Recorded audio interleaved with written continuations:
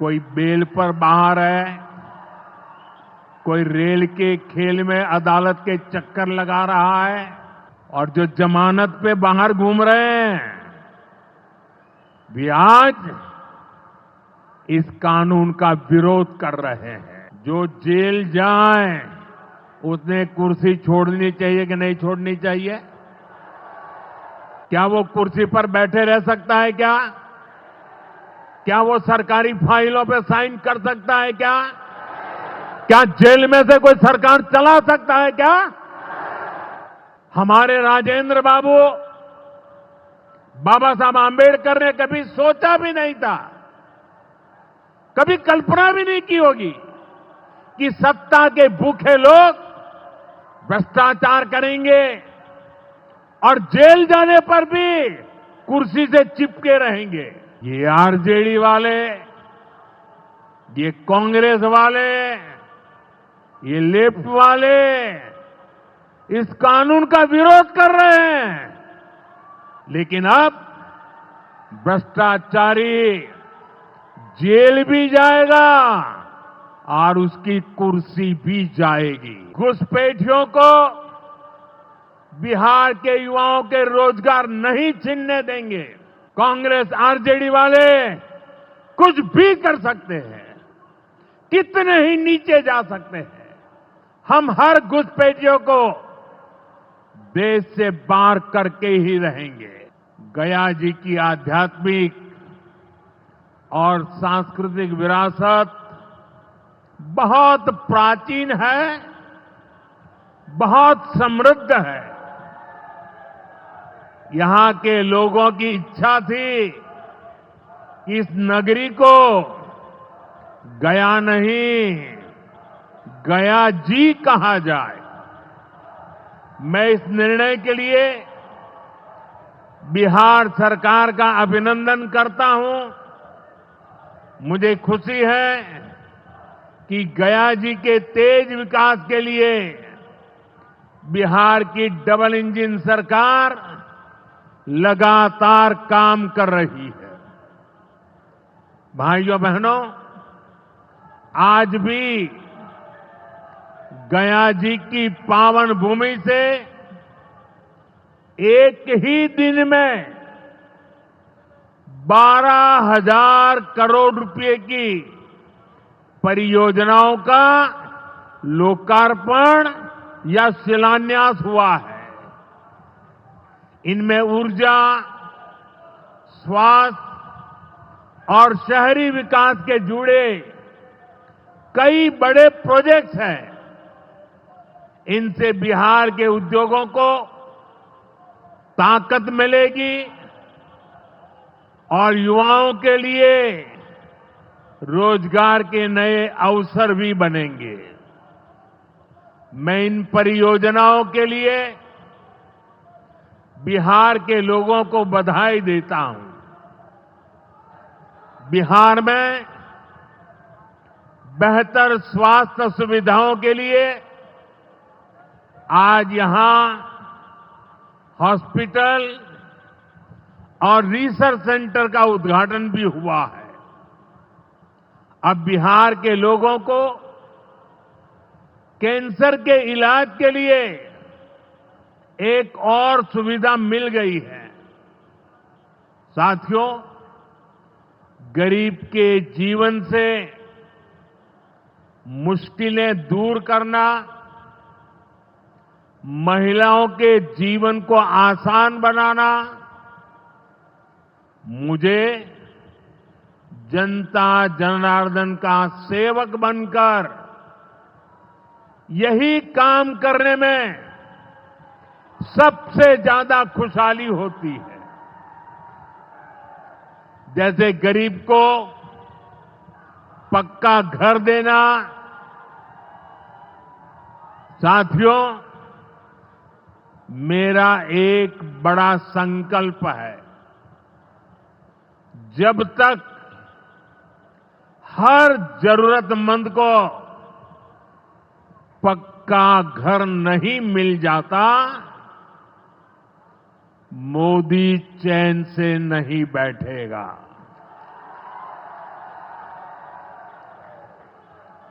इसी सोच के साथ पिछले 11 साल में 4 करोड़ से अधिक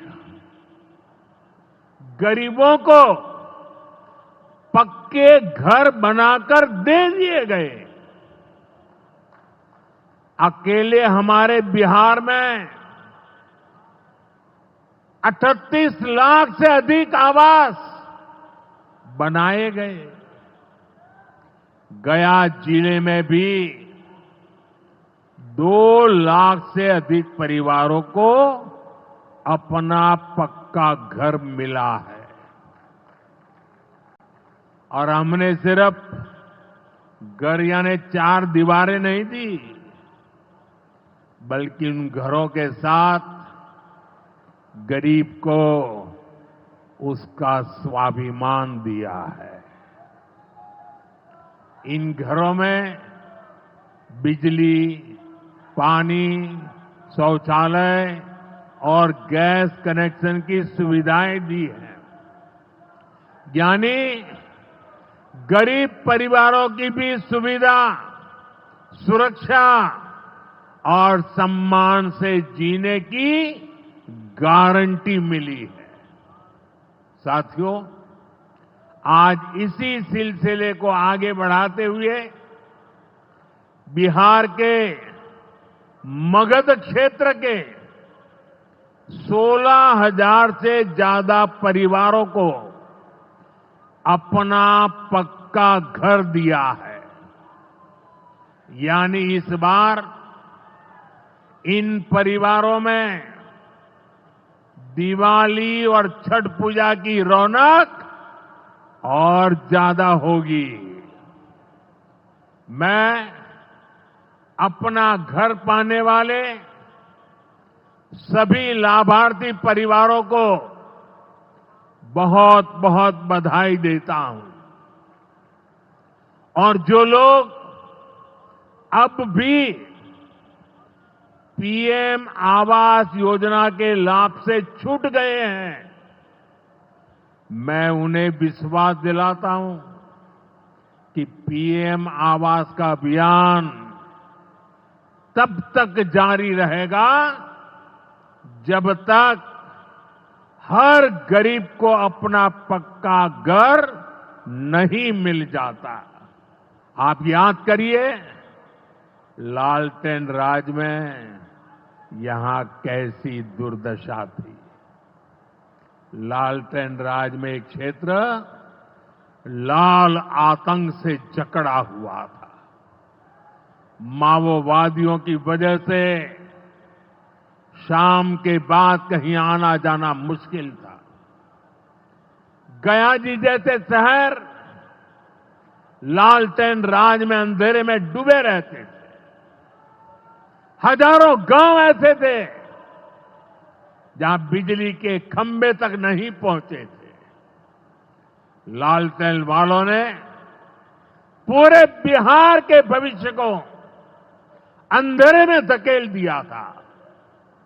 न शिक्षा थी, न रोजगार था।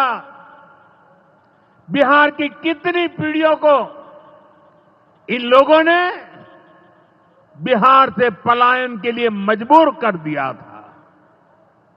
साथियों, बिहार के लोगों को आरजेडी और उनके साथी सिर्फ अपना वोट बैंक मानते हैं।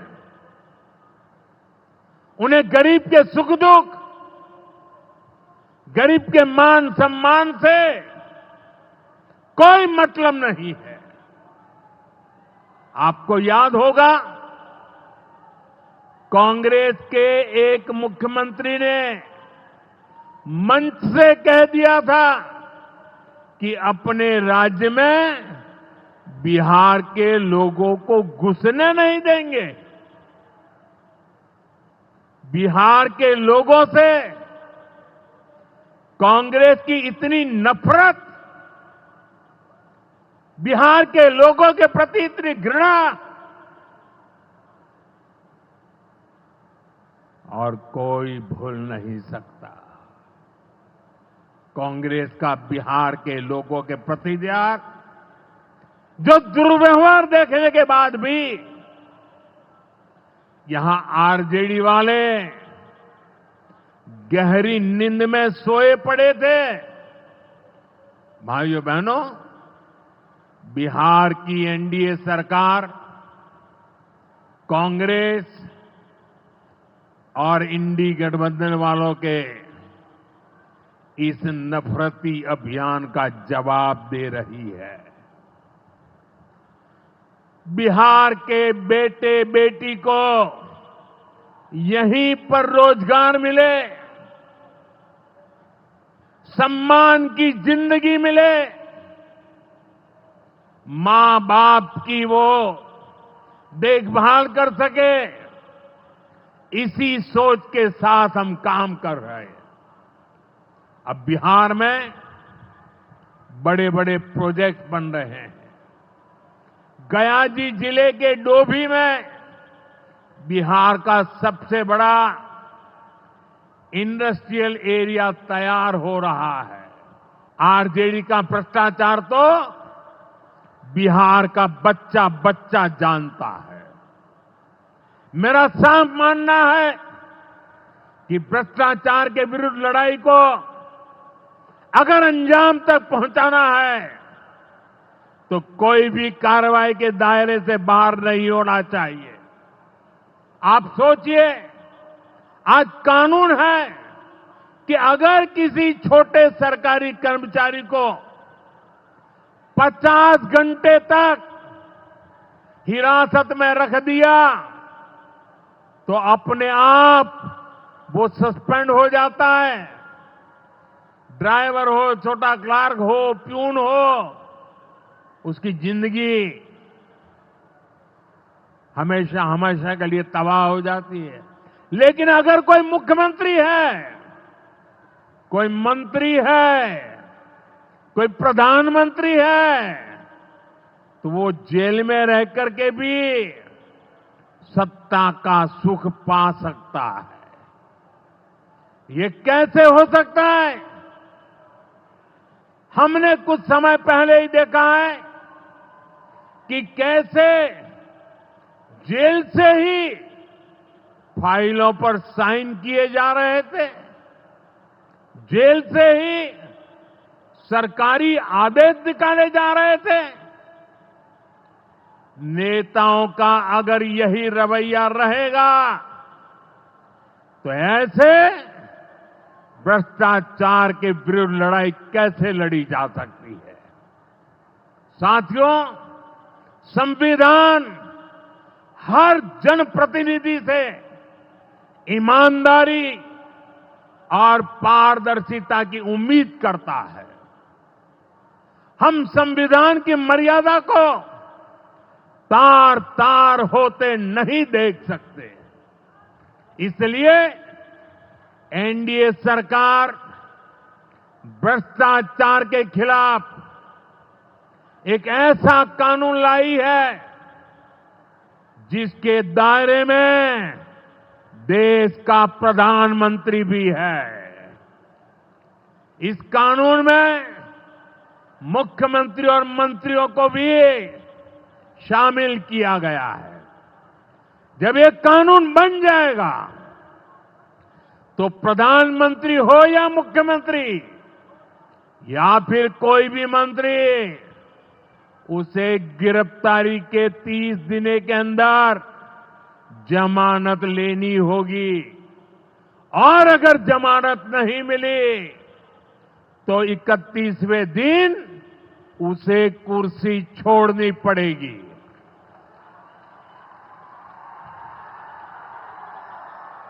आप कहिए भाइयों, जो जेल जाए उसने कुर्सी छोड़नी चाहिए कि नहीं छोड़नी चाहिए? क्या वो कुर्सी पर बैठे रह सकता है क्या? क्या वो सरकारी फाइलों पे साइन कर सकता है क्या? क्या जेल में से कोई सरकार चला सकता है क्या? और इसलिए ऐसा सख्त कानून बनाने की तरफ हम आगे बढ़ रहे हैं। लेकिन साथियों, ये आरजेडी वाले, ये कांग्रेस वाले, ये लेफ्ट वाले इस कानून का विरोध कर रहे हैं। ये बहुत गुस्से में है और कौन नहीं जानता उनको किस बात का डर है। जिसने पाप किया होता है वो अपने पाप को दूसरों से छुपाता है, लेकिन खुद को भीतर से जानता है कि क्या खेल खेला है। इन सब का भी यही हिसाब है। ये आरजेडी और कांग्रेस वाले कोई बेल पर बाहर है, कोई रेल के खेल में अदालत के चक्कर लगा रहा है, और जो जमानत पे बाहर घूम रहे हैं वे आज इस कानून का विरोध कर रहे हैं। इन्हें लगता है कि अगर जेल चले गए तो इनके सारे सपने चकनाचूर हो जाएंगे, और इसलिए सुबह शाम ये लोग मोदी को भांति भांति की गाली दे रहे हैं, और इतने बौखलाए हुए हैं कि इस जनहित के कानून का विरोध कर रहे हैं। हमारे राजेंद्र बाबू, बाबा साहब आंबेडकर ने कभी सोचा भी नहीं था, कभी कल्पना भी नहीं की होगी कि सत्ता के भूखे लोग भ्रष्टाचार करेंगे और जेल जाने पर भी कुर्सी से चिपके रहेंगे। लेकिन अब भ्रष्टाचारी जेल भी जाएगा और उसकी कुर्सी भी जाएगी। भारत को भ्रष्टाचार से मुक्त होने का संकल्प देश के कोटि कोटि लोगों का है। ये संकल्प सिद्ध होकर रहेगा। साथियों, मैंने लाल किले से एक और खतरे की बात की है, और ये खतरा बिहार पर भी है। देश में घुसपैठियों की बढ़ती संख्या चिंता का विषय है। बिहार के सीमावर्ती जिलों में तेजी से डेमोग्राफी बदल रही है। इसलिए एनडीए सरकार ने तय किया है कि देश का भविष्य घुसपैठियों को नहीं तय करने देंगे। घुसपैठियों को बिहार के युवाओं के रोजगार नहीं छीनने देंगे। जिन सुविधाओं पर भारतीय लोगों का अधिकार है, उस पर घुसपैठियों को डाका नहीं डालने देंगे। इस खतरे से निपटने के लिए मैंने डेमोग्राफी मिशन शुरू करने की बात कही है।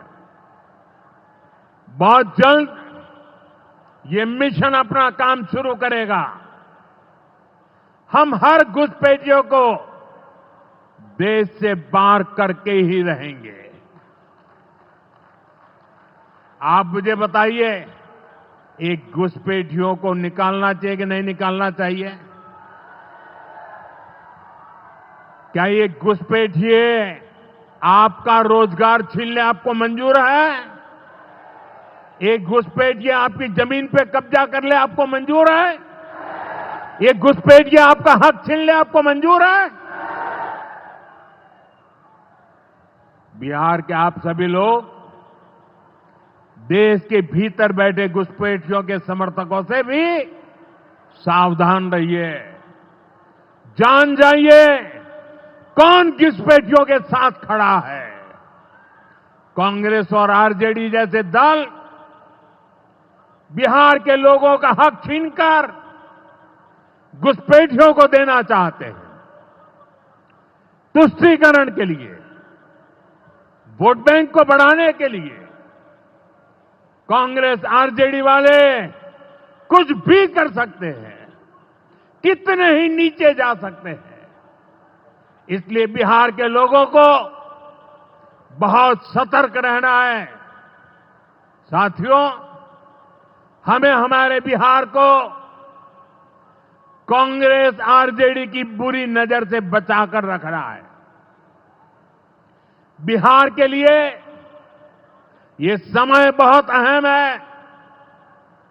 बिहार के युवाओं के सपने पूरे हो, बिहार के लोगों की आकांक्षाओं को नई उड़ान मिले, इसके लिए केंद्र सरकार और नीतीश जी के साथ हम कंधे से कंधा मिलाकर बिहार के कल्याण के लिए काम कर रहे हैं। बिहार में विकास की गति बनी रहे, इसके लिए डबल इंजन की सरकार लगातार मेहनत कर रही है। आज के विकास प्रोजेक्ट इसी दिशा में महत्वपूर्ण कदम है। मैं एक बार फिर इन परियोजनाओं के लिए बिहार को बहुत बहुत बधाई देता हूं। मेरे साथ बोलिए, भारत माता की।